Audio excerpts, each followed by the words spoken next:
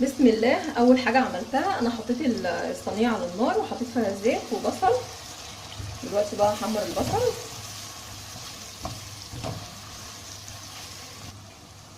دلوقتي بقى البصله تبلت معايا، بس انا مش هحمرها اكتر من كده. هي دلوقتي لسه ما دخلتش في الصفار، بس دبلت.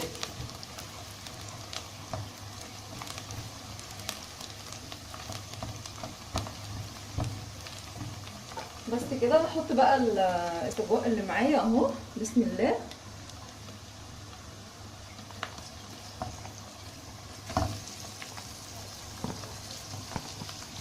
طبعا السجق ده احنا مقطعينه مع بعض قبل كده.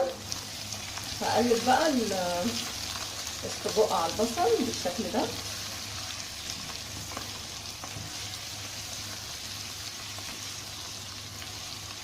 بس مش هقلب كتير في الاول علشان ما يفكش من بعضه.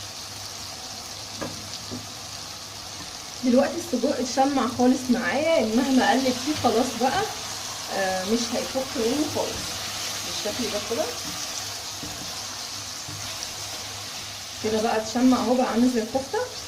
بصوا بقى زي ما انتم شايفين كده متقطع يعني بالمقاس، الحته قد الحته بالظبط، مفيش حته كبيره ولا حته صغيره، بالطريقه اللي انا قلت لكم عليها قبل كده.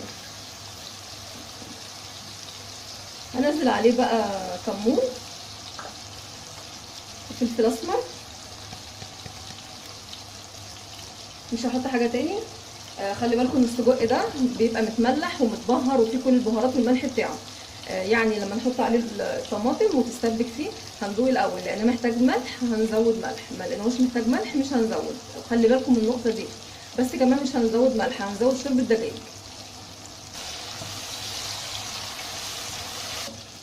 اجيب حبه طماطم كده حلوين كده،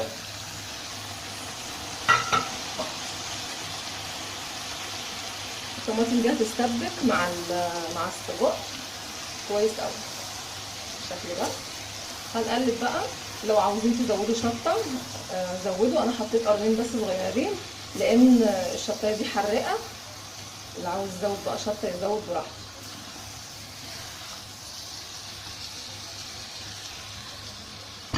زي ما قلت لكم انا مش هزود ملح دلوقتي. ودلوقتي الطماطم استبكت مع السجق. انا عايزاها كده، مش عايزاها ناشفه قوي. بصوا عشان كمان نعرف نغمسها بالعيش. هي كويسه كده بالشكل ده.